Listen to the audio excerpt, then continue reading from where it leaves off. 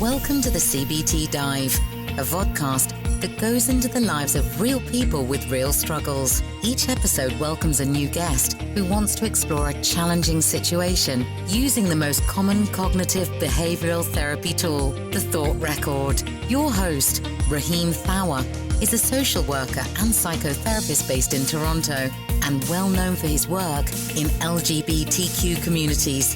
He's created the CBT Dive to demystify what therapy can look like and share intervention skills for wellness. We hope that each episode helps you along on your own journey for insight and self-compassion.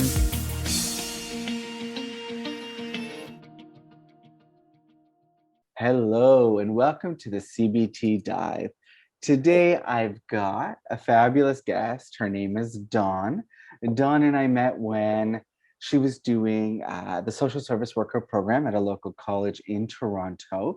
I was her teacher, her instructor at the time, and we happened to keep in touch. And she went on to do a BSW and will start her MSW in the fall. And in conversation with Dawn, she reminds me that throughout her career and program, a lot of her one-on-one work with clients involves some CBT tools that guide her work. So welcome, Dawn. Thank you. Thanks for having me, Raheem. I'm happy to have you. Is there anything else you want to share with the audience that's relevant for us to know about? It could be about your mental health, your interests, or what made you want to take this challenge and do some recorded CBT? Sure. Yeah, I'll try to keep it quick and simple. I have been experiencing some newly diagnosed mental health, which I was not privy to before COVID. And I was working in an emergency department at a downtown hospital. So there's been some trauma-related PTSD, as I've been told it's called, that has come up. And it's been a bit of a journey of self-realizations and boundary seeking with friends and family and myself, and learning a lot more about medication and how that can or can't help, and really trying to better understand the ways that it does help. And I wanted to take this today. Well, I wanted to do this with you because I think that I have started therapy with a psychotherapist, and I thought this would be a really good kind of learning curve and building block for me to kind of bounce back and forth and have the experience of CBT and see if it's something that I might want to do. Fabulous. I love that. And I think that you're in a really good headspace right now for something like this, because you're digging and you're learning and you're curious and you're on a journey of self-awareness. So hopefully this will be one tool or one piece of the larger puzzle. For sure. So I'm going to go ahead and share my screen. Great. And you'll be able to see this thought record. It's a bit daunting when you first see it, but not to worry. It's my job to help walk us through this. Perfect. All right. So I presume you can see that okay? Yeah, perfect. All right. So Dawn, before today, we came up with this situation, a hypothetical situation where we'd be talking about instances when you use self-deprecating language. You've realized that recently, well, maybe you've been doing it for a long time, but recently you've realized that it's a thing you do. And so the exact situation that we found or we came up with was recently when you forgot to bring something into the house from outside. So I'm guessing from your car or after an activity or lawn chairs or something. Yep. And you use self-deprecating language. So you called yourself an effing idiot. It was very aggressive, and I said it outly. Yeah, and your partner was present, right? And yeah, and her reaction almost helped you realize that you were quite hard on yourself. Yeah, it was something that came up in actually my very first psychotherapy appointment. About a month ago now. A month ago, 3.5 weeks, and I shared that with my partner, that was something I was reflecting on in therapy, that the therapist saw that I was doing. So my partner, I guess, had a little bit more of like a red flag alert going on and is now catching on more and more. So yeah, she did pick up on it in that moment. Okay, wow. Well, Mhm. let's take a look at this situation. So can I ask, what is it that you forgot to bring into the house? I actually have it right here with me. It's this cute little water bottle. Ah, Um, that my partner got for me when she knew, I was going through some mental health stuff. She's like, oh, you know what? You got to hydrate more. Got you a cute little bottle to remind yourself. And sweet. so that's like my nighttime bed water bottle. And I had forgot it in the bathroom. I filled it up in the bathroom with the sink because the water gets so cold, Mhm. which I love. And I forgot it in the bathroom 3 times. Brushed my teeth, forgot it. Went back to get whatever, forgot it. And then the third time I had forgotten it, that's when that language was used. So it was your water bottle, and it wasn't that you forgot to bring it into the house, it was that you just forgot it in the bathroom. Is that right? It was like 7 feet away from my bedroom, if that. Okay. So into my bedroom from the bathroom. Yeah. Okay, I just want to make sure we get it super specific. Mm-hmm. And this was you said it was like for the third time or something. Yeah, I had gone in to get face wipes and then forgot it. Went in to brush my teeth, forgot it. And then the third time I went to use the bathroom and had also forgot it in that moment and got into bed. And that's on my way to the bathroom is when I used that language. Okay. So you're on your way to the bathroom and you're like, you say this thing to yourself. What were you feeling in that moment? Um, peed off just because, like, how could you? I'm just surprised. Okay. So I was surprised. surprise. And when you say peed off, I'm thinking like I could break that up into a few, like when someone says I'm pissed off, that is an expression of feelings, but the feeling words could be like anger, frustrated. Frustrated for sure. Yeah, sorry to cut you off, but that No, was no, not at all. it was the route I was going down. Yeah. So surprised, frustrated. What else? Um, I don't know if this is a good like descriptive word, but like careless. Mm-hmm. Felt careless. Yeah. And when you feel careless, it seems like you're evaluating yourself negatively. Yeah, yeah. And so a feeling connected to that, I think, might be um, discouraged or ashamed. Yeah, I think ashamed is one that digs a little deep because that's, when you talk about digging in kind of below the surface, it's like I felt, first of all, I actually did feel silly in Right. all of it. Like, this feels really silly. How could you forget that 3 times? But Mhm. when you dig deeper, yeah, I think ashamed is one because it's like you you for you don't forget things that are much bigger than just a water bottle. So how could something so small be so easily forgotten when you Mm. really big things? Yeah.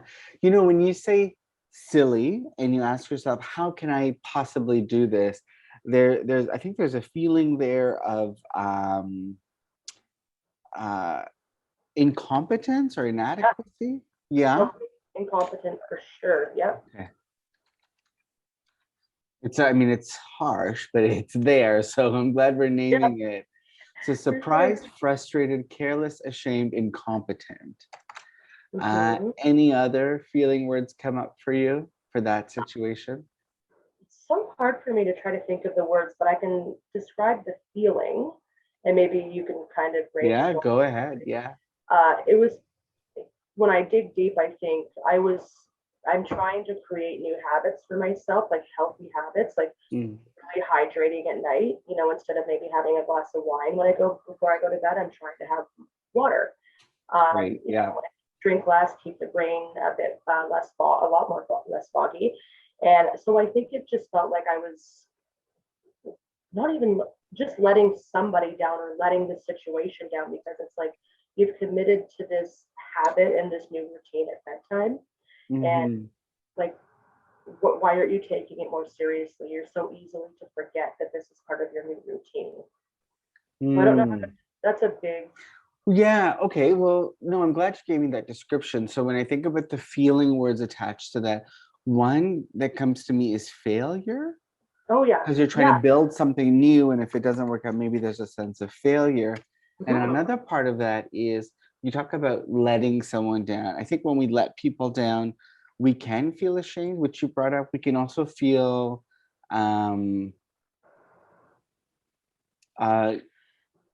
guilty or exposed. It's almost like someone's watching us and we've let them down. Yeah, guilty might be a perfect one. And like okay. The universe, like I can tell you, like my partner wouldn't have thought twice if I forgot the water bottle for the whole night and didn't drink water that night. It's not like she's going to be like, oh, how could she? But she's not thinking that. But there's that weird inner conversation where it's like, I want to make sure she knows or something that I'm really committed to, drinking and hydrating at night. But it doesn't mean I'm not committed.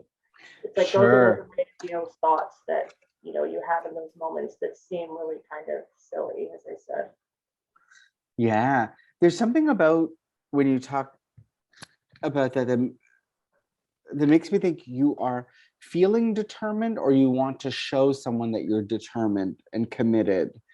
And I don't know if determined is a feeling that's wrapped up in this. No, I think it is. I think it's that obsession. For lack of better words, and it's actually the word I would use to describe anyways, I think there's like this obsession with wanting to continue with the determination of fostering these new routines and habits and committing to them. So, and just like anything, there's not many things I do forget.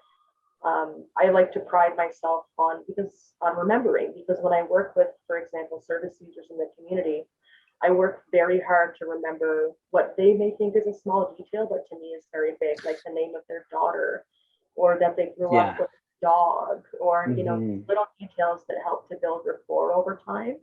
So I think just like the determination of like wanting to not forget and to like be aware of that. There's two pieces here. I think when you say the word obsessive, immediately I think like about a commitment to a behavior or routine, and when you don't follow that, the feeling that I think of is anxiety.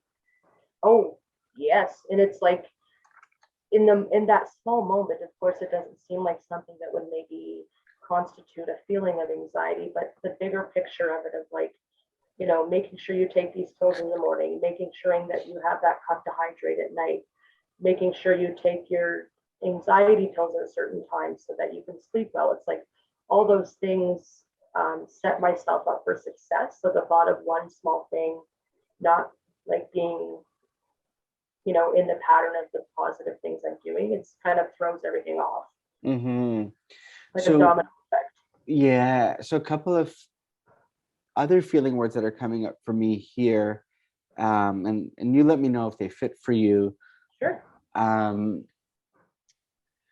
Like we're talking the domino effect. If something is off, everything's off. The two words that I'm thinking of are scattered and rigid.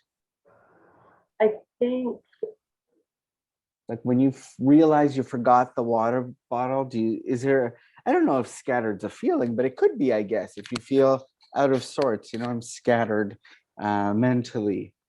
I think it feels like there's an incompleteness. It's like, for example, like if I in the kitchen, I don't know, if I remember that I forgot to shut like a cupboard drawer and I think about it, I actually have to physically get up and go shut it because I'll think about it. And I don't have OCD. I've never been diagnosed, and I don't think that is maybe part of it. But it's like you said, it's a rigid kind of scatteredness where it doesn't feel right until it's done.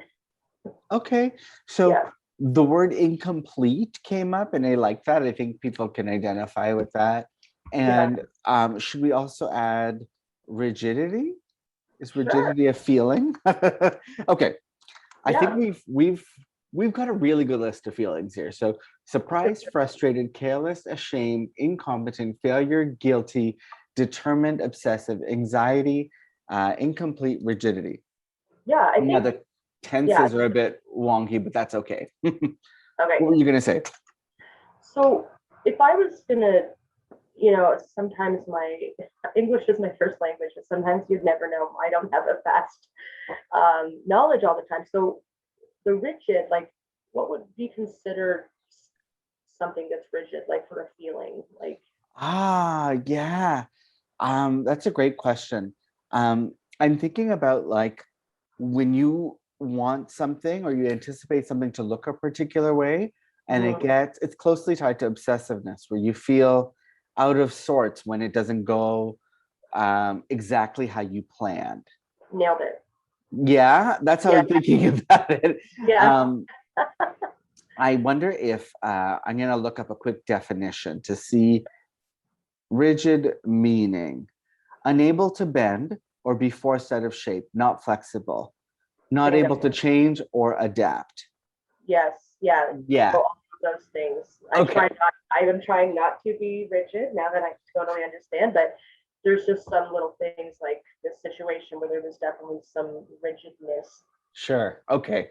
So look, in this situation, there's a lot of feelings that come up for you. Now, I want us to go through each of them, and for you to rate each feeling on a scale of 1 to 10 with regard to its intensity, the intensity that you experience it at.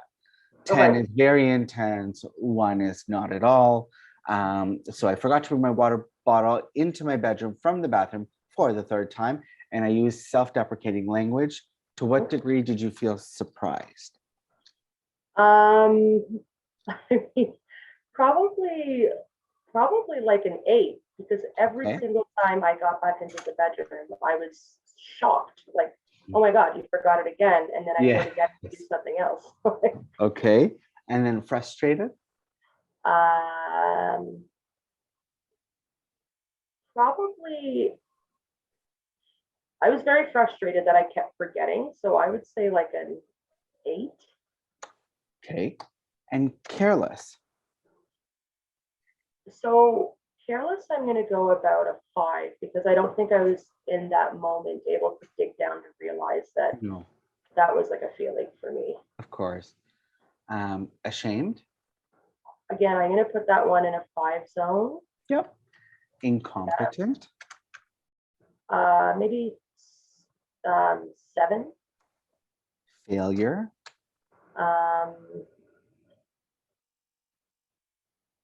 Maybe a 6. Okay.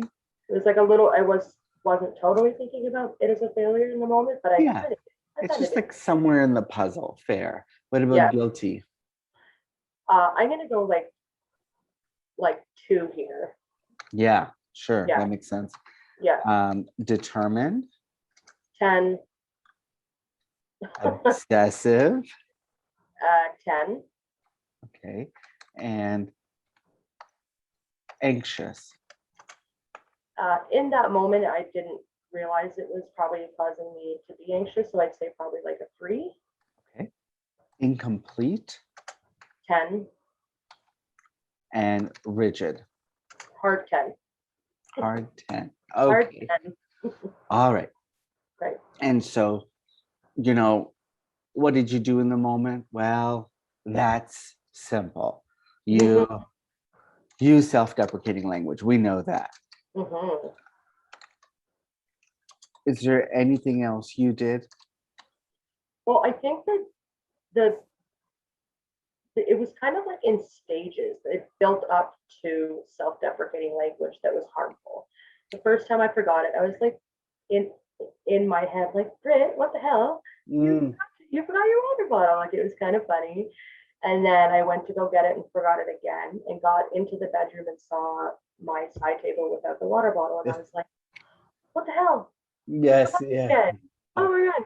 And then the third time the third time after going back into the bedroom on my way to the bathroom, that's when I was like, you effing idiot. What the hell's wrong with you? It was like this build up.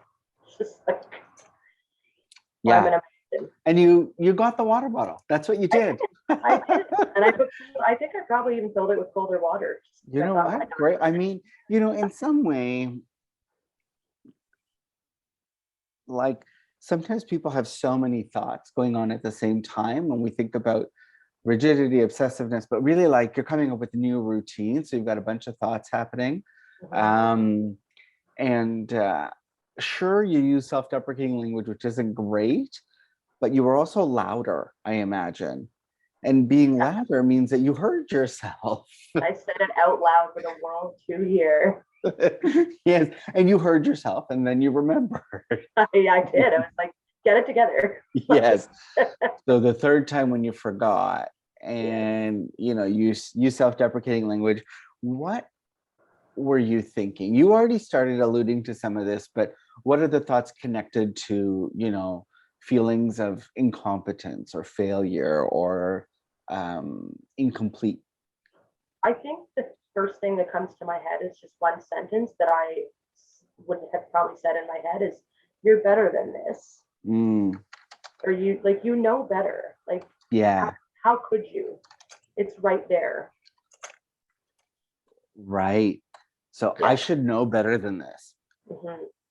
And when you feel surprised, I think I should know better than this. And like that matches very well. But when you're frustrated, it could be that you say to yourself, I should know better than this, but I wonder if there's another thought connected to feeling frustrated. Well, yeah, so with the frustration part, if I'm trying to because this was not very long ago, believe me, it was so with the frustrated, more along the lines of how can you keep letting this happen? Okay. And so I'm going to put that in a statement form. So I can't believe that I keep allowing this to happen. Bingo. Okay. Perfect. And when you're feeling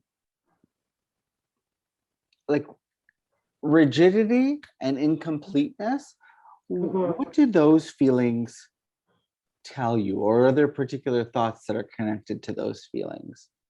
I always, that kind of thing. I always need, I don't like this, but I'm trying to be better at it. But can it be like a double negative? Go ahead. What comes to my mind is, I wish I could just let that go.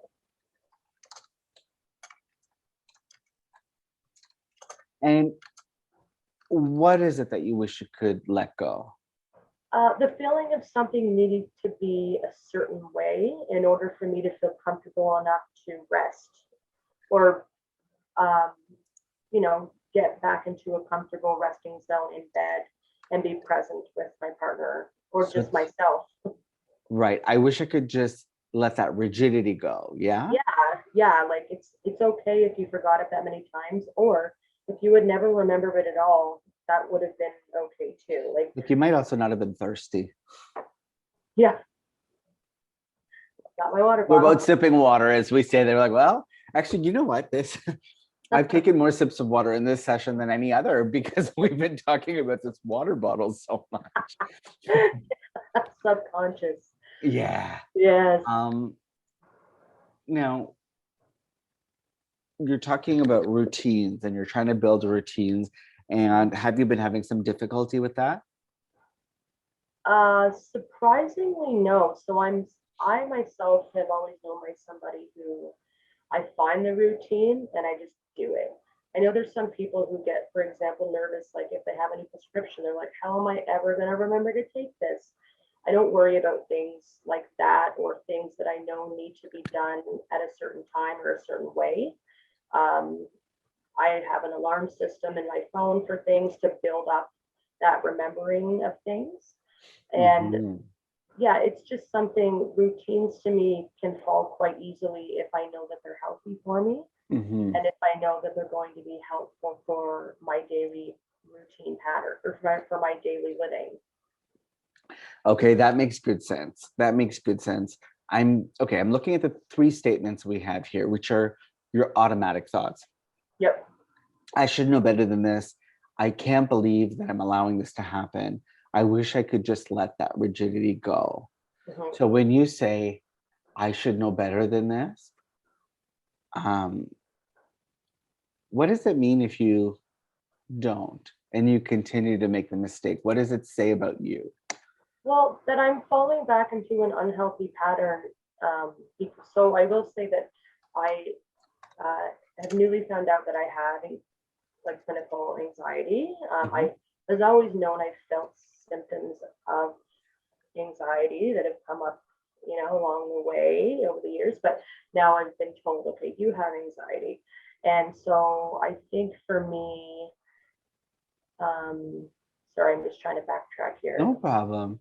What was So the I'm, question? I'm sorry. well, no, that's all right. So you say to yourself, I should know better than this. And Oh, my yeah. question to you is, what does it say about you if you don't, or what does it mean when you kind of slip up and you say, well, I'm falling back into an unhealthy pattern? And then you were saying you have a clinical diagnosis of anxiety. Yes. So I think it means that I that I'm not being accountable, or I'm not committing enough of, like, that I believe that I'm maybe not committing enough into the new pattern and routines of working towards a more healthier um, life, or Yeah. whatever. Yeah. So I'm not committing enough to my new patterns, life. Um, Or that there's also, sorry to interrupt it. Go ahead. So, like, is there something else that's happening? I do tend to think deeply. Like, did I forget it that many times because I had some triggers or stressors through the day that I'm not even aware of? Because typically, like in the evening, it's like I know how to routine, like a MVP routiner over here. Like, brush teeth, wash face cream, Yes. pills, water bottle. It's like pretty straightforward. Don't usually fall off that kind of pattern. So when I do fall off, it's all of those feelings list, like the first three for sure, and then the rigidity definitely. So I'm just going to clarify this. So, Mm-hmm. and I'm putting it down as a separate thought. I could have had anxiety or PTSD triggers throughout the day that I'm not aware of. Mm-hmm.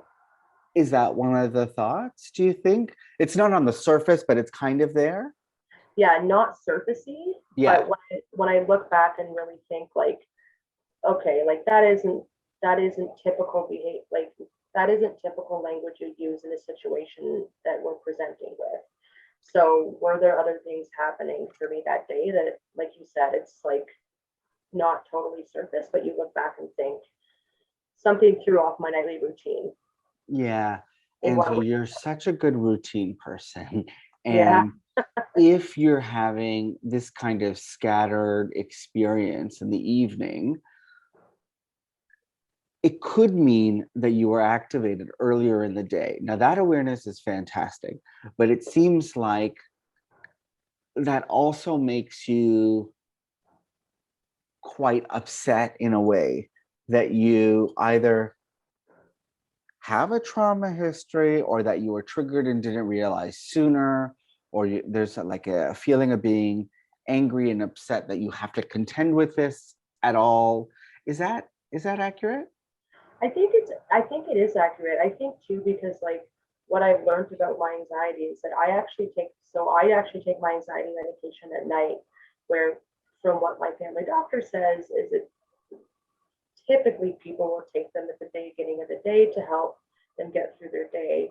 I find the nighttime, like bedtime, the most anxiety riding, Yeah. because my brain like can't turn off. I'll stay up till 3 or 4, and I just lay there, or I'll have Mm, to watch something because I just can't rest my thinking. yeah. So yeah, there could be like a frustration there where like those things could have happened through the day, and it's coming up in a different, it's presenting in a way that I am not realizing at Okay. night. And just to clarify, I used anxiety slash PTSD. Is that accurate, or should I just be saying anxiety? No, it is. I think I would say for my situation right now, it is much more anxiety driven. Okay, Yes. so I'll keep those there, but we're focusing more on the symptom of anxiety, which is Hmm. part of a constellation of things when it comes to PTSD. Yeah. And here we're thinking, like, if I could have had a trigger earlier and it's throwing me off, and I usually take my anxiety medication before bed, and it's during around bedtime that I'm feeling forgetful, I wonder if the consequence or another underlying thought is I'm not in control of my symptoms. I'm not in control of my symptoms. I think, yeah, that could be very accurate. I mean, Okay. I had also not taken my anxiety pills yet before I Right. forgot the water bottle. So I Yeah. would imagine it has been almost 24 hours Mm-hmm. since I had taken my last dose. So I'm wondering if like, okay, like your body is preparing now for another, Yes, yes, and I had yes. wasn't there yet, and maybe my brain was kind of starting, that anxiety brain was kind of taking over, maybe. Sure. Yeah. So because your response was one of anger and frustration, you didn't think about it in the moment as an indication. It wasn't like my body's telling me it's time for my meds again. It's instead my body's telling me I effed up. I made a I'm a fool. mistake. Exactly. And Yeah. so I'm thinking about thoughts connected to that emotional response. So if there's something about you having been activated and being unaware, or you feeling not in control of your symptoms, what is the consequence of that for you? Like, what would it mean if you weren't in control, or if you were activated and couldn't identify it soon enough? What does that say about you and your mental health, or say about you as a person? What does it say about you and your future?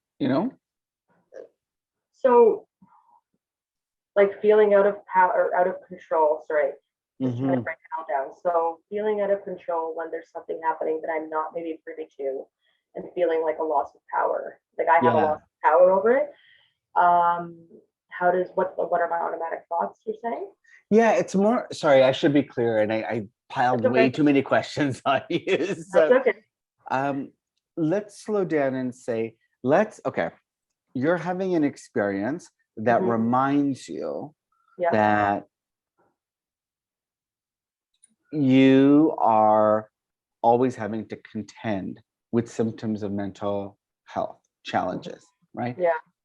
And does this reminder connect to a thought about the future?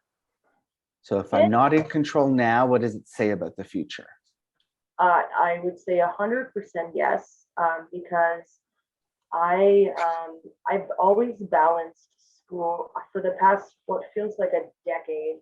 I've always like rocked out either two part-time jobs and school full time, or work full time and school full time, and excelled in both things, and have been Mm, able to manage relationships, or what I thought was managing relationships, in a healthy way, and balancing school and work and doing all the things. But now with this kind of new realization, and with the biggest piece of my second act of my life, if you will, I'm over 30 now and I'm getting my master's, and I think my professional world is going to expand in a very different and great way. And now I'm wondering, like, what if, okay, so you forgot a water bottle in the bathroom. What if you forget that you have to meet with a patient on a certain day, and they're in like a rabbit hole of anxiety, or and I missed an appointment. These are things that I'm thinking of just right now, like, yeah, that excuse me, was definitely yeah. So a does couple of things are coming up. So this is an indicator that I could make bigger mistakes in my profession. which is There's also like the sense of loss. Um, I can no longer manage all of the things I once could. And I think this is really important because, you know, you live in Toronto. I know Toronto well. we're both, you know, social workers, social service workers. We hustle, right? It's normal to have multiple jobs. It's normal to not make a ton of money. Like, you know, for the city we live in, like we make okay money, but then for the city we live in, it's like not a ton. So we're a lot of us are always hustling, you know, and we rely a lot on our brain power, and it's remembering details, it's taking lots of notes, it's being present for people, it's all of this kind of stuff, and there's like a lot of pressure to get it right, right? And I think this is like I'm glad you're talking about this fear that might be lingering, that as I learn to take care of my mental health and as I get older, it's harder to hustle, right? So I can know there's a fear that I can no longer manage all of the things like I could. And like, you know, you can make bigger mistakes in your profession. So because you connected it to your work life, I'm curious to know about this fear or anxiety you might be having about your MSW and about continuing this line of work. Is there something there that you're apprehensive about or unsure about? Well, I've learned very quickly, like, so I've done community work, like drop-in work, shelter work, worked on the floor of an emergency department, worked in general internal medicine in a hospital. So I worked all the way from youth up until 65 plus, addiction, current disorders, mental health, sex work, you know, lots of marginalization, like populations that are marginalized and etc. And I think for me, like that is a big responsibility, because we're trying to eradicate and we're trying to make spaces better and safer for people and more like equitable. And I think you know what, like you were saying, not to just ramble on here, like you were saying, it's competitive. And from working in a hospital, I know that if you're not at the top of your game, you need to stand out. You have to stand out to be seen. And I mean, I'm lucky enough, I'm a white skinned person. So fortunately for me, I guess, you know, I am seen more already. But it's still a hustle to be seen and be respected and to get those roles that will make a difference for communities. So I want to always be on my A game. My A game. So the statement here is I have to stand out to be seen, and it's a lot of pressure and responsibility. Okay, I'm going to pause here because we've talked a lot about, you know, triggers, symptoms, being in control, what it means for your profession. I'm going to go back to this earlier set of thoughts here where you said, I should have known better than this. I can't believe that I keep allowing this to happen. What does that mean if you allow it to happen? Well, you said, I'm falling back into an unhealthy pattern. And if that's true, what does that say about you? And you said, well, I'm not committing enough to my new patterns and new life. So if you're not committing enough, what would be the long-term consequence of that? You know what just came immediately to my head was complete failure. Yes. In what realm? I think for me, because I'm not somebody who wants children, so my profession is kind of my legacy. So I really want to leave something behind that either has made some serious changes for a lot of communities, and not that it's even connected to me, but that I've made some kind of impact in some sort of way. So if I do just keep allowing if I just don't know better moving forward, and what can happen is that I have worked what has all this been for then? If I'm not working towards change, positive change. Right. So I'll be a complete failure. I won't be able to leave a legacy behind. Or legacy, I don't know that I like the word. Well, I don't not like it. Tell me. It's you know, I don't really care if my name's connected to any of that type of work that is, you know, transformative, but just that I want to be able to leave. I want to be able to make some serious transformative changes in a community-based setting and in even a bigger kind of, macro-based setting. Okay. And that's what all of this has been about, my career. And if I'm not committing enough to these new patterns, then I fear that I'm just going to let that fizzle and I'm just not going to get there, and I won't have the motivation and drive to do it. Okay, so I'll be a complete failure. I won't be able to make transformative contributions in my field. Yeah. Yeah. Yep. Okay. Yeah. Now, another part of you also is thinking about rigidity. You said, I wish I could just let that rigidity go. Oh, yes. But I wonder if that's actually super salient in this moment where you forgot the water bottle. Because the rigidity would actually help you remember the water bottle. Yeah. And if the rigidity refers to when you're being self-deprecating, I'm guessing you weren't thinking that right then, or were you? Was it immediately after you said, I'm an effing idiot, that you were saying to yourself, or you thought at least, part of you thought, I wish I could just let this rigidity go where I'm hard on myself? I'd say it's like pretty 50-50. Like, I can't believe you're letting this happen, but also like, why are you so rigid about this right now? Like, like you're not even that thirsty, probably A.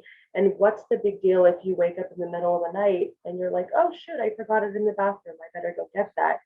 Instead of not even being able to let myself be in a resting space. Yeah. So I'm glad you said it that way, because it makes me think, like, when you say I should just let that rigidity go, my follow-up question would be, what does it mean if you don't let it go?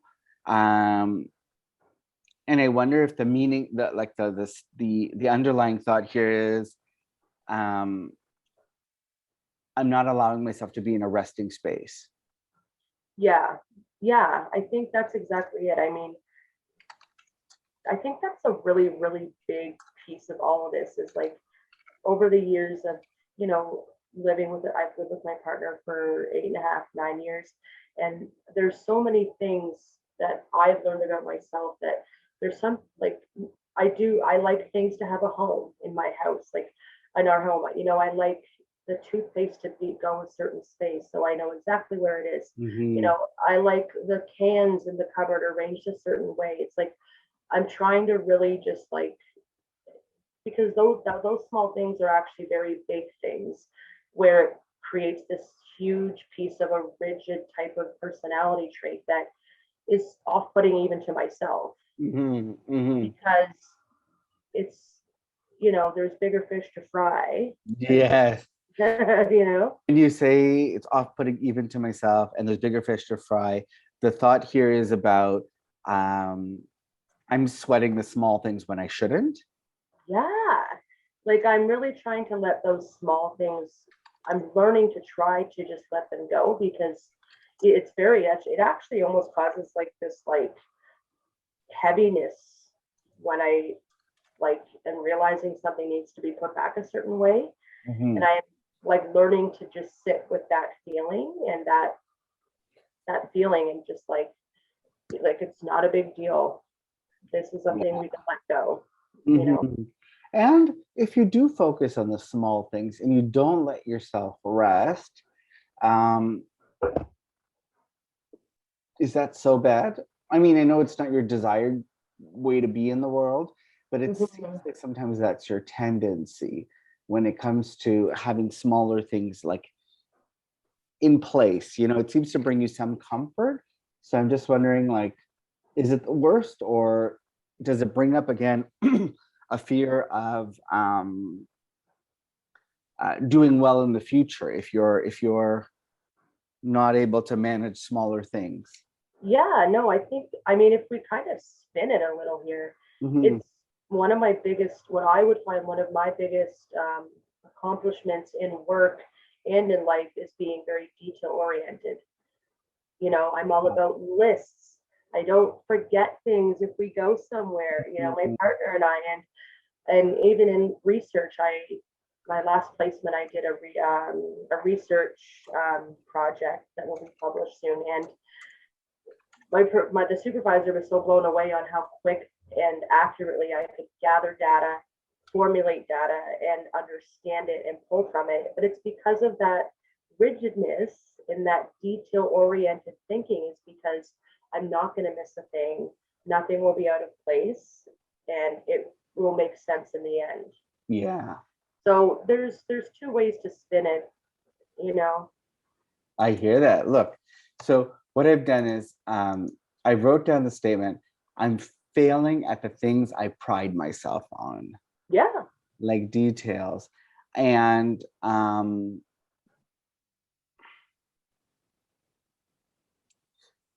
okay. I think I think this is a good list. I'm just sorry, I took a pause. I'm just like reflecting on how much we've written down here. Do me a favor. Let's take a deep breath together. Okay.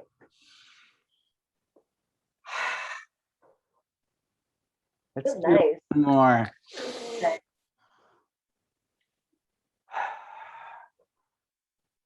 So, how are you feeling in this moment? You know what? The more that I learn about how small things are actually, they say don't make a out of a molehill. Yeah, I kind of enjoy it actually, because I do enjoy seeing how small things, like as I move through this, mountain or molehill, if you will, as we go through the screen, I find it actually quite complex and interesting, and it allows me to be more present in the moment of like when these things happen, like the situation that we've talked about. Yeah.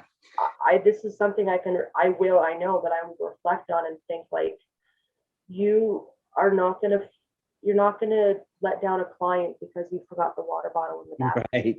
And a molehill is akin to catastrophizing. What we're doing here is we are digging out a valley under what looks like a molehill. Yeah. We're going underneath it, and we're inverting the whole thing and really what's underneath. Checking out the foundation. Exactly. So have a look at these automatic thoughts and think about yourself in that moment where you'd forgotten the water bottle for the third time. Which of the thoughts stands out to you as being most prominent or salient? And the one that's really driving a lot of the difficult emotions you're feeling? It's likely going to be one of the ones with an arrow beside it. It's like a sub thought, it's more distilled compared to the original automatic thought. So take a moment and think about which one do you think is really prominent for you here in this situation? Well, so I have two quick answers to that. So the one that I kind of thought a little bit about was the rigidity one, but I also, now that you and I have talked about it a little bit, just when we did, I like that there's two sides to that, it almost kind of is a positive too to that. But the one that I think is like a very automatic thought for me and is harmful is the first one. I should know better than this. I can't believe that I keep allowing this to happen. Okay. So, and when you think I should know better than this, we talked a little bit about what it means if you don't, or if you make this mistake.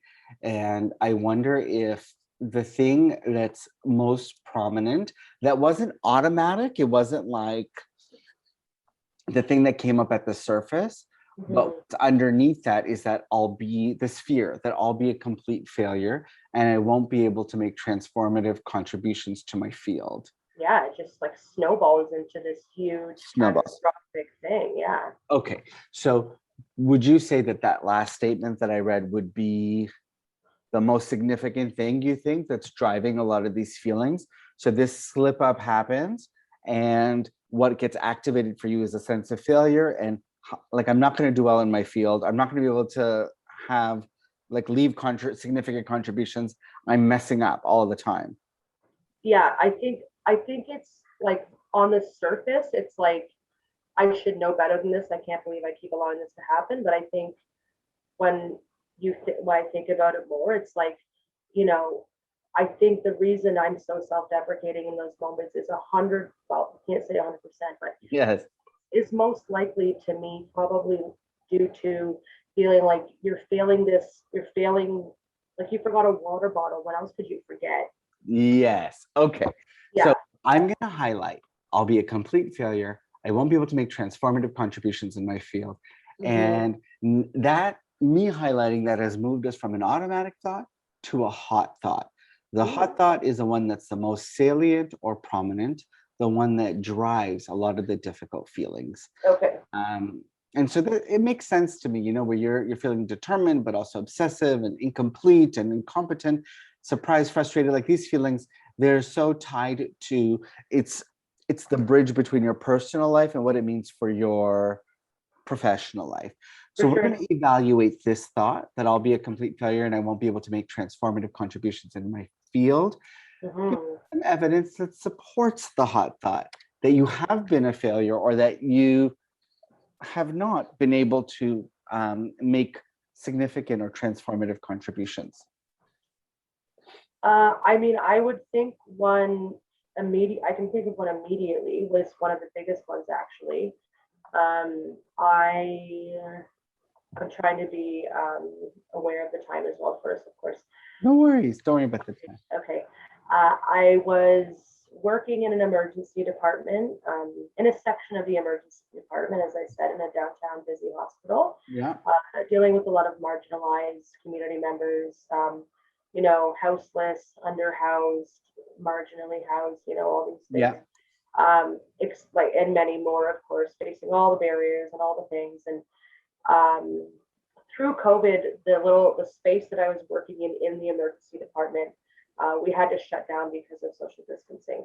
So after my unpaid leave of absence for a placement to finish my bachelor, what I thought was me going to be going back to my old role to be a screener for COVID at the front doors. A new job posting came out. I got it. It was the most money I had ever made, which doesn't matter. It was just a fun surprise. Something. And it was really a big transition in my career. It was a very senior role. Yeah, it was great. And then the third wave hit, the third wave of the pandemic, which so the PTSD is directly related to working in the pandemic, from what I've been told, from what I've shared with therapists, etc. So the new role came, the third wave hit, and I wasn't seeing any patients in the community. It was a community-based care position. And I was only in the community 2 days a week. And then the doctor who I was working with had said, you know, I think we need to take a bit of a back step here and not see any more patients until the third wave slows down. So I wasn't needed and I wasn't seeing patients. And for the first 3 months of my role, 75% of the time I was working from home doing God knows what, just trying to, you know, if one of my clients I was working with, for example, needed housing, I was signing them up for going through every listing in every type of area in the city that I could do, just finding work for myself. But then that runs out and I'm not seeing any new clients. And when the 3-month check-in came in for the new role, they said, you know, we don't have much work for you. We'd like you to come back in and do screening again. And this was the same week I finished my bachelor. And it felt like the perfect out for me. I was so unhappy being at home. And I didn't even want to see clients anymore because my mental health was taking this kind of spiral. I felt very unhelpful. Yeah. Almost kind of like an imposter. Like I don't deserve to be trying to help you because I'm not in a space that I'm helping myself right now. Okay. And as soon as they said come back to screen, it was like perfect. Like, you know, you liked that idea. No, I quit my job. Oh, okay.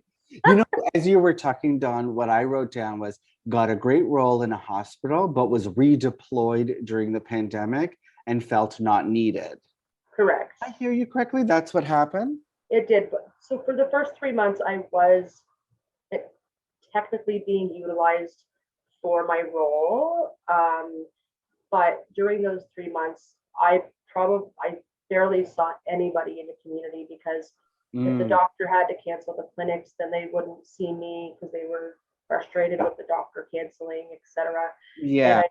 But then the doctor I was working with said, just stay home. We're still getting your new role kind of organized. It's a brand new role. So let's just take it as it comes, do some work from home. And I wasn't doing anything at home, really. And I'm being paid. So I already felt guilty. Yeah. And I wasn't, my clients, it was so limited to what I could do for them, because they already had social workers on site where they were residing.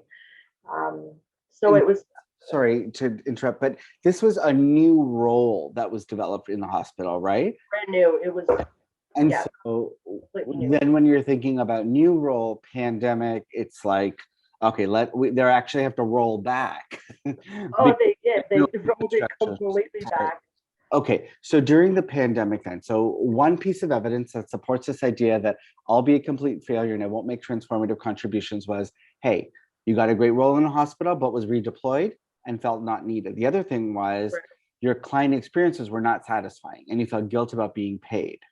Right. Okay, can you give me one more piece of evidence from your life that supports the idea that you could be a failure or that you're not making transformative contributions to your field? Well, I think the idea that it's very unlike me to, I had been redeployed before, but I chose in this new role to quit.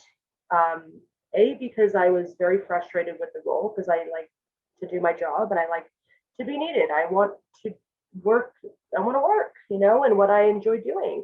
And I wasn't doing that, but the old me, pre-COVID, would have just taken the screening role and known that I am still there to build my career. It's temporary, ride the wave. But then going back to being a complete failure, it's like I didn't even think that. I just thought, whatever, I'm going to quit. I'm not getting to do what I like to do instead. And I did, I don't really know how else to articulate it, but after I quit, I did feel like a failure, like at times. Like, why would you not just ride that wave of redeployment until you could get back to your role eventually? So I wrote here, I quit my job and lost my drive. And this is different from my pre-pandemic attitude. Correct. Okay. So I can see how that feels like evidence. And you know what? I'm not making transformative contributions. I'm not here for it. I'm done. I'm exhausted. I'm not doing anything meaningful. I'm quitting. Okay. Yeah. Now, let's find some evidence that does not support the hot thought. So evidence that shows that you're not a failure and that perhaps you have made some transformative or significant contributions in your field. Like present day or just previously, like any time? Yeah, so it could be any time. It could be for example, it could be being appreciated by coworkers, being appreciated by clients.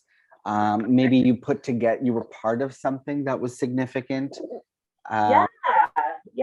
Okay, I gotcha. Yeah. Sorry to talk over you. Yes. So when I was in the community for the very few times that I was in my role, technically my role was to make sure that these clients were adhering to their medical treatment plans that the doctor was giving to them, providing to them. But yes, so yeah, adhering. But the doctor would, they set it up so the doctor had to see that client before I could. So a lot of the times, if the doctor would cancel very last minute, unfortunately with the client, they'd be very apprehensive to see me because they're like, oh, what's the point?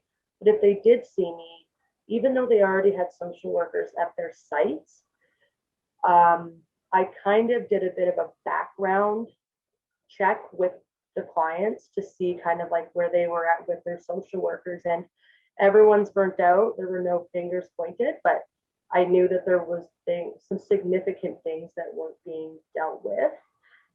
So outside of me making sure they were adhering to their medical treatment plans, I was providing intensive social work support.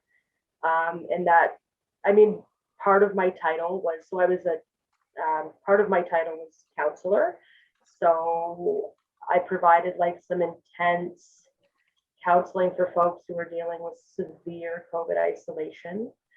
Sometimes when I would meet with them, we would talk over and they benefited. Yes, they told you, I appreciate this. Oh, anytime I was leaving them, like any client I saw, other than maybe two, who were having some grumpy days here and there, you know, it was always like, I can't believe how much you light my day up and how much better I feel when you leave.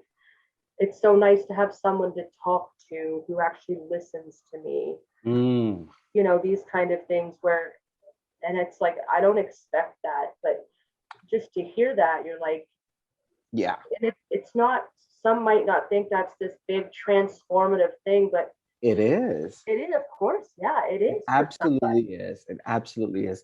Look, I also wonder, you know, you mentioned that you've worked with many marginalized groups. You talked about like sex workers, housing.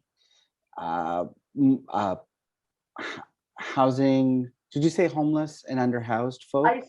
I'm trying to use the language instead of homeless. I'm trying to say houseless. Houseless. Okay. Houseless. It's a new term I've been seeing in the community because some folks do have homes, even though they don't have a structural home per se.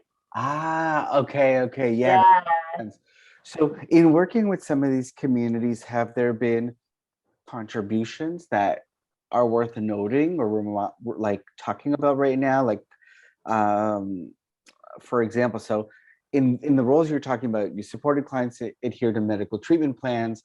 You then additionally provided intensive social work support and clients vocalized clear appreciation. And I'm thinking like, in other contexts, you know, have you given feedback to make a program better, or have you supported new outreach initiatives? You know, like, have you seen yourself in those kinds of roles?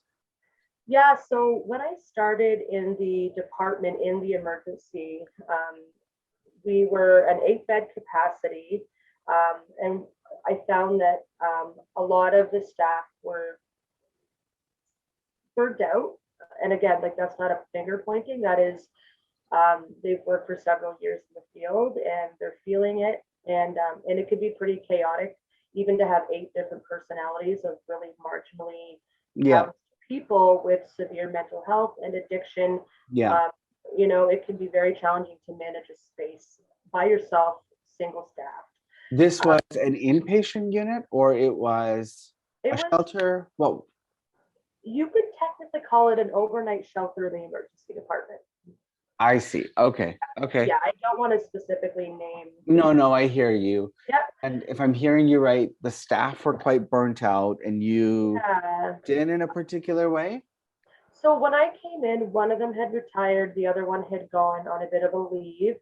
And we were the only space in the hospital that once, so when you come into the emergency department, you have, like a health record number. Yeah. But when you transitioned from the emergency department into my space, you no longer had a health record number, which meant if folks were overdosing in my space, or if they were attacked by somebody in my space, they were technically not even a patient of the hospital. They were in limbo. Okay. Yeah, and we didn't have proper documenting access. So the rest of the hospital has this kind of system where they go in, you can see what they call the board. So you see all the patients in the ED, and you can make notes, clinical notes. So all the nurses and doctors and, you know, occupational therapists have access to understand the visit from when they were walked in to when they left.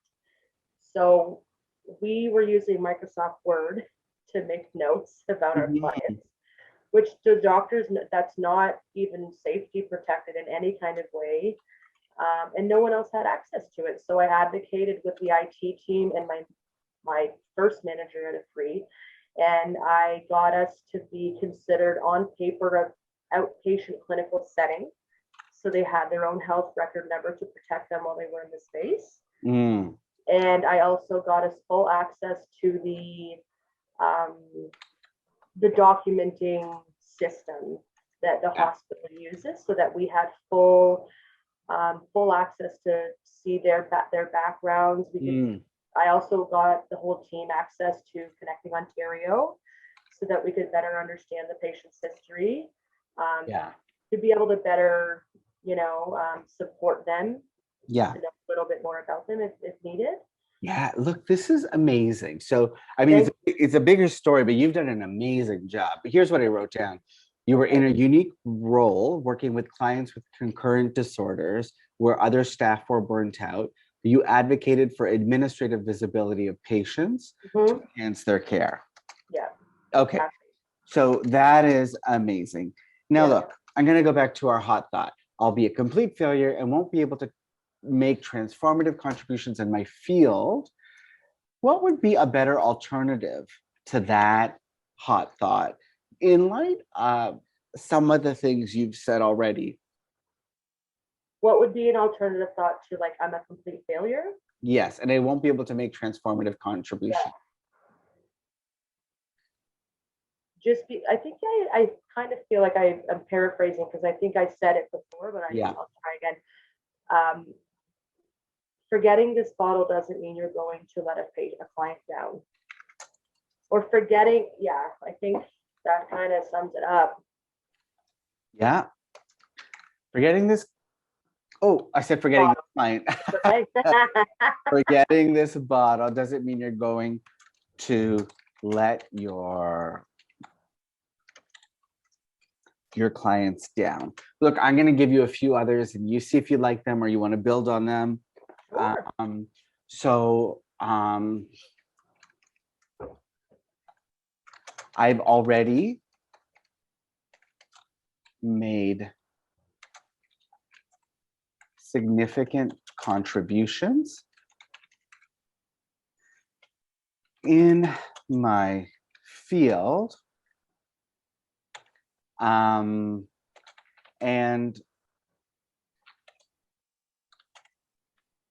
it's not helpful to put pressure on myself.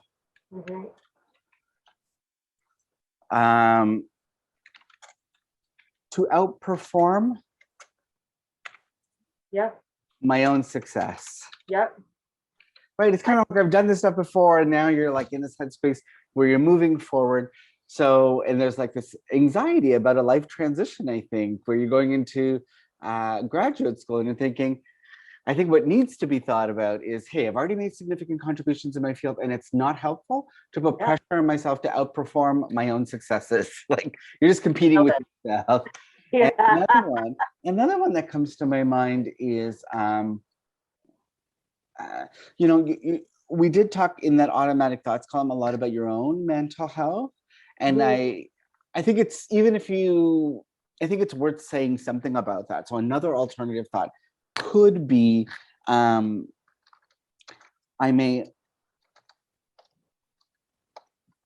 will always have a relationship with my own mental health. Sometimes good, sometimes not. And that doesn't define me. Make me less valuable. That's really good. And I'm not trying to overstep that one. I just don't want to forget to say it. Tell me. Just like, stripping her down to basics. I think, like, it's okay to have moments of forgetting. Yes. Like, it's just plain and simple. Like, the world is not going to crack in half because you forgot your water bottle. Like, it's okay to Yeah. forget. People Yes. do make mistakes. We all do. We're human. So allow yourself to have those moments of forgetting. And I think there's something that we kind of alluded to before that maybe needs to be put here, which is that I didn't fail at anything. My body is giving me a sign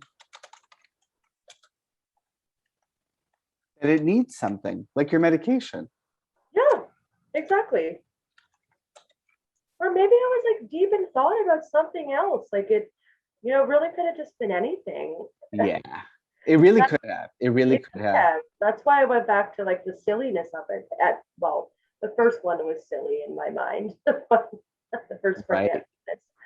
Yeah. Okay, so very good. we've got a number of statements, and I want you to look at these. Okay, so I'm going to read them out to you.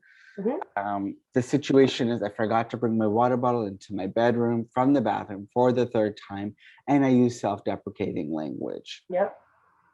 You felt surprised, frustrated, careless, ashamed, incompetent, like a failure, guilty, determined, obsessive, anxious, incomplete, and rigid.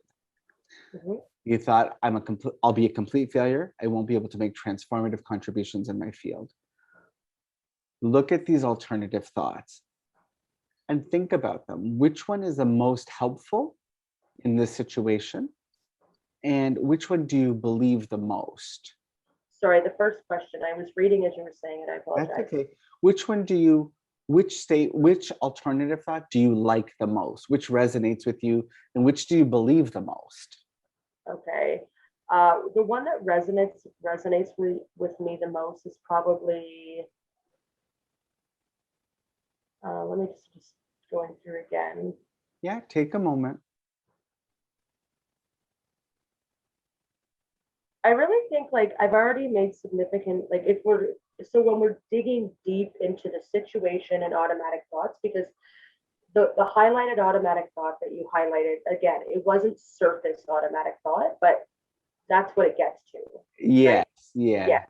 And when I am talking about it, that was an automatic thought. Like, actually, yeah, I thought I'd be a complete failure if I failed at this.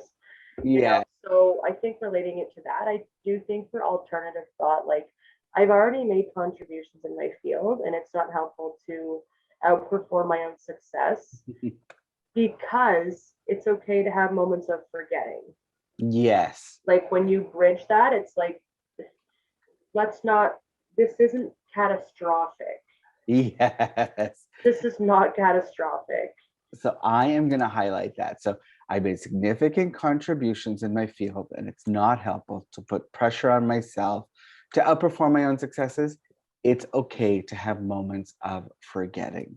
Yeah, I think I resonate on that for a moment. And what I'm going to do is we're going to revisit all of these feelings, and I want you to re-rate them in the present moment as you think about this alternative thought, right? This alternative thought is like, I'm amazing, I'm pretty successful, I don't need to compete with myself, and it's okay to have moments of forgetting. Yeah. What is your feeling of surprise? I mean, honestly, I would still say it's pretty surprising because what number would you give it? I'm still comfortable with an 8 because it's still, regardless of all the things we've gone through, I still think even knowing and being mindful of our conversation, which I will forever be now, I would still always be surprised if I forgot something 3 times in a row. No problem. So okay. You can give these feelings any rating you like. It's more of an experiment, right? You've already gone through the big process. Now we're just seeing if it affected your feelings and in what way. So go through the feelings, and you can feel free to just assign them a number. You don't have to justify it at all. It can be whatever it is. So it would be based on new alternative thoughts that I'm having. Yes. Okay, I got it. Yeah. Yeah. So surprise, still 8, no problem. What about frustrated? I'm really hoping that I learn to have that down to about a 6, because it's still going to frustrate me. Okay. And that's okay. Yeah. So it's going down just a touch, and that's totally fine. So you're telling yourself, I've already made significant contributions. I don't compete with myself. It's okay to have moments of forgetting. Your frustrations at a 6, your feeling of carelessness. I don't know why I keep wanting to make it around the same number. I think That's because okay. for me, like the situation, I would still, even tomorrow, I would still feel like I was being careless if I didn't turn the fan on and forgot to turn it off 3 times. That feels very careless to me. Yeah. Even though I know I have alternative positive thoughts about myself. Mm-hmm. And now I would even almost feel more careless because I have these better thoughts. Oh, wow. You know, maybe we need to go back to the alternative thought column. Okay, I'm sorry. No. You're pointing out something very important, that you're like, hey, I did this exercise, you told me to, and I'm still rating all of these things high. So maybe the alternative thought is something that's just a bit more simple, and that is okay. So what if the alternative thought was just, it's okay to have moments of forgetting? Mm-hmm. Well, how about first, why don't I tell you the numbers for maybe this would make a difference and you might want to keep that part highlighted. I can tell you the numbers that would significantly change. Okay, here's what we're going to do. If that helps, I don't know. You're the leader here. Let's just go. Okay, let's take the alternative thought the way we used it. So I've made significant contributions to my field. I'm going to simplify this. I don't need to worry about shining or standing out. Yeah. Have you had to worry about standing out? I know it's just the competition thing, but I just gotta do me. But have you ever had to worry about actually standing out? I have to feel you stood out, and no matter what, wherever you've been. Oh, well, it's not something you like to say out loud, but I think it's just I naturally see when I come into a new space and I see how a program's running, I naturally just want to improve it for folks that are accessing that service. Okay, so done. When you look at this alternative thought, I've changed it now. Yeah, I see it. I've already made significant contributions in my field. I don't need to worry about standing out. It's okay to have moments of forgetting. Yeah. Now, like rapid fire, let's just go through the feelings and you tell me the rating and where they're at. Don't worry about what the number is, but it's when you think about these things where you're like, I'm confident, it's okay to forget, I'm amazing. And surprised still feels high, right? You said it feels like a 6? Surprised is still an 8. 8? Frustrated? Yeah. Frustrated is going to be a 6. Okay. Because I'm trying to be less rigid. Careless, now that we've kind of revamped a little bit of our conversation, I think like probably a 3 or maybe a 4. Ashamed? Okay. Ashamed, I'm gonna go like a 3. Like I do not need to be ashamed for forgetting that water bottle. Incompetent, like I'm gonna go down to a 5 because it could go back and forth a little maybe. Failure? Gosh, like I want to throw that down to like a 4. Guilty? 1. Determined? Seems like a double negative or something. Yeah. I think I would be determined to not do that again, so I don't know what that makes my number. However determined feels for you. So before your determined was more like a kind of self-criticism. Okay, then 5. Yeah. Yeah. Obsessive? I'm hoping to have that as a 7. That's what I'm thinking. No. When you think it's okay to have moments of forgetting, and successful, where's your obsessiveness? How obsessive do you feel about this routine? Oh my God, like a 2. Yes. Yeah, okay. When you put it like that, I understand. Yes. Okay, I got it. Anxious in the situation of forgetting to bring your water bottle and feeling like, it's okay. I'm already pretty successful. I'm allowed to have moments of forgetting. Where's your anxiety there? I would say probably a 2. There's going to still maybe be a little bit of something there, but it would be less now because I'm like incomplete. Yeah.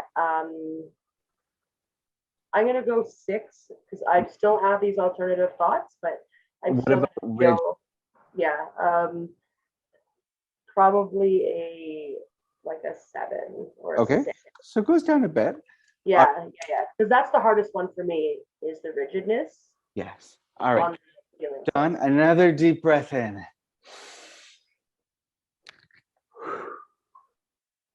Okay. All right. One of the things I've observed or I'm picking up on is perhaps a desire on your part to make this tool work or want it to show success. And is there a bit of that happening? No, there is. When you use the language, you reframed it because I don't think I was understanding the feelings compared to alternative thoughts when you were like, Oh, I see. yeah, it just had to be reworked sometimes. My brain. Okay, no problem. Okay, so I think, yeah, there was something going on here. And in my mind, I was thinking, oh no, Dawn's worrying that my tool isn't helping her. And then she's, It is. okay, It because I is. don't Yes. have to worry about that. So what we're talking about here, right, to reiterate, is this situation that led you to use the self-deprecating language, right? You said, I forgot to bring the water bottle into my bedroom for the 3rd time. And, you say like, I'm an effing idiot. I should know better than this. I'm a complete failure. Mm. And there was so much about that was woven in or wrapped up in your professional life. When we think about the consequence, you were thinking, if I can't do a small thing, how can I do a bigger thing? Yeah. Right? But actually, like, you don't have to worry about standing out at work because you're good at doing the bigger things and you sometimes mess up the small things, and that's fine. Like, that inverse can be okay, right? Yes. So let's, you know what, I'm gonna refine. We'll put another alternative thought in there as well. People can be good at the big things and still mess up Yes. on the small things. That's one of my favorites. Okay, so Actually. that's one of the favorites, you think? Yeah. That's because that's exactly it. I have a very good understanding of myself. The big things, they will not be forgotten. And when they have, I've been able to manage it. Okay. It's a manageable forgetfulness. Yes. So look, I'm going to unbold that one. Your 2 key thoughts, it seems, that you really like her. It's okay to have moments of forgetting, and people can be good at the big things and still mess up on the small things. Love that. Okay. And so a lot of your feelings, the intensity of them go down. I wonder if new feelings show up for you. I think a new feeling for me is that I don't think I realized how I think the situation is kind of like the tip of the iceberg that you see when you're on the Titanic. And then all the other things are what we see underwater, we don't see that is underwater. So it's like, I don't know that if I would have willfully and quickly connected this situation to, I'm a complete failure, I'm not going to do well in my field. Like, even though it's an automatic thought, it's more layered than that, So the new feeling here would be reflective, actually, where you're thinking about insight and you're connecting things, like something kind of benign to something so big. Yeah.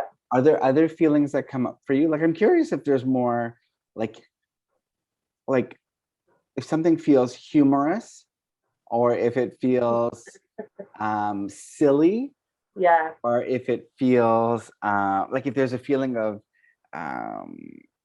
just like self-compassion for yourself. Sometimes we laugh at ourselves and we're like, oh my goodness, I am losing it. But we're like, it's funny, and we're saying it with care to ourselves. You couldn't have said it better. I couldn't have said it better myself, my friend. No, that's exactly it. I think just like letting that 3rd time still be funny. Like, you silly little bug, you forgot it again.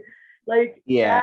I wish that was the the outward language that I use the third time, not like you effing idiot.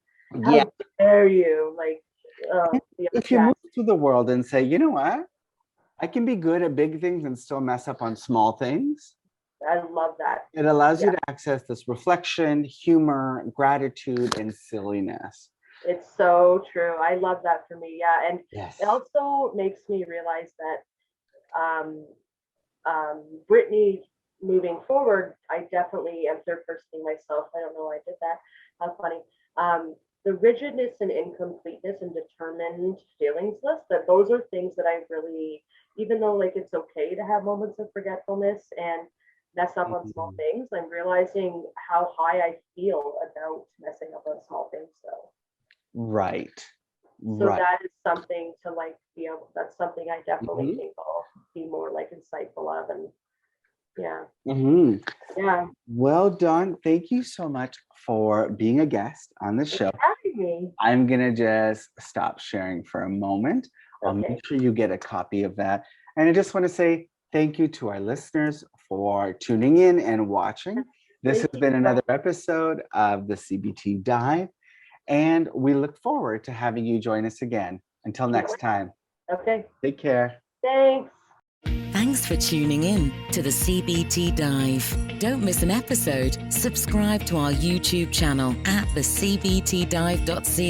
You can also listen on the go, wherever you get your podcasts. To follow Rahim on social media, check out ladyativan.com. See you soon.